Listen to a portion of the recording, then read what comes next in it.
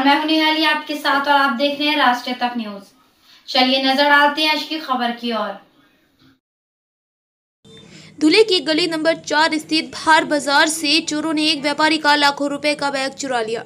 यह पूरी घटना सीसीटीवी कैमरे में कैद हो गई।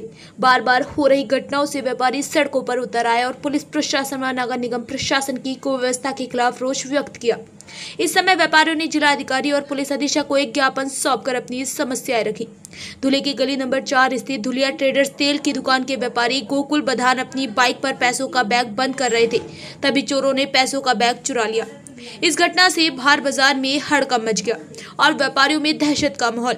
व्यापारियों ने बताया कि चोरों ने इस मौके का फायदा उठाया क्योंकि इस इलाके में कई महीनों से बिजली के खंभों में बिजली नहीं, इसलिए व्यापारियों ने पुलिस से इस अपराध का तुरंत खुलासा करने की मांग की है।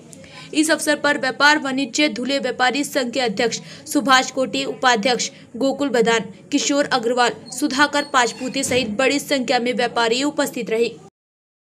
पोलीस प्रोटेक्शन, व्यापाऱ्यांना पोलीस प्रोटेक्शन, बाजारपेठेतील प्रोटेक्शन, बाजारपेठेला प्रोटेक्शन, व्यापाऱ्यांना सुरक्षा, व्यापाऱ्यांना सुरक्षा, व्यापाऱ्यांना पोलीस प्रोटेक्शन। हात वर करते, शिव्या नका द्या सुभाष तुमचा संबंध चांगला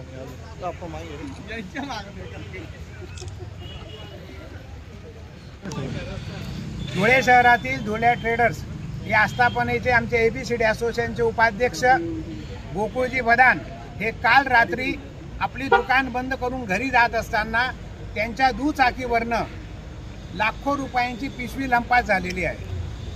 अज्ञात चोरट्याने पापणी लावायचा आत ही दुर्घटना घडलेली आहे आणि या चोरीमुळे गल्ली नंबर 3, गल्ली नंबर 4, गल्ली नंबर 5 आणि ऊस गल्ली या भागातील सर्व व्यापारी भयभीत झालेले आहेत आणि त्यामुळे या चोरीचा ताबडतोब प्रशासनाने, पोलीस प्रशासनाने छडा लावावा आणि आमच्या व्यापाराला रिकव्हरी परत मिळावी ही विनंती करता आणि या निवेदनाकरता आज आम्ही धुळे कलेक्टर ऑफिसमध्ये जमलेलो आहोत। दुसरी गोष्ट अशी आहे की या तिन्ही गल्ल्यांमध्ये धुळे महानगरपालिकेतर्फे कोणती लाईटची व्यवस्था नाही। अंधार असल्यामुळे सुद्धा त्या चोरट्यांचं फावलेलं आहे। आता दुपारनंतर जी उर्वरित आमची कॅश असते व्यापाऱ्यांची, बँका बंद असल्यामुळे बँकेत भरू शकत नाही आणि त्यामुळे ते घरीच घेऊन जातात आणि या दोघं-तिघं गल्ल्यांमध्ये होलसेल बाजारपेठ मोठ्या प्रमाणावर असल्यामुळे करोडोची उलाढाल दररोज इथे होत असते आणि अनित्यक्रम आहे। त्यामुळे चोरट्यांना ते आयतच फावलेलं आहे। 6 महिने 12 महिन्याच्या आत अशी एखादी दुर्घटना आमच्या व्यापाऱ्यांच्या याच्यात होते आणि पोलीस प्रशासन किंवा प्रशासन कोणताही छडा लावला जात नाही, म्हणून आम्ही हे निवेदन देण्याकरता आलेलो आहोत। आमची पोलीस प्रशासनाला विनंती आहे की या गुन्ह्याचा त्वरित छडा लावावा, आरोपीला पकडण्यात यावं आणि आमच्या व्यापाराची रिकव्हरी परत मिळावी ही विनंती। फिलहाल खबरों में इतना ही। बाकी खबरों के लिए देखते रहिए राष्ट्रीय तक न्यूज।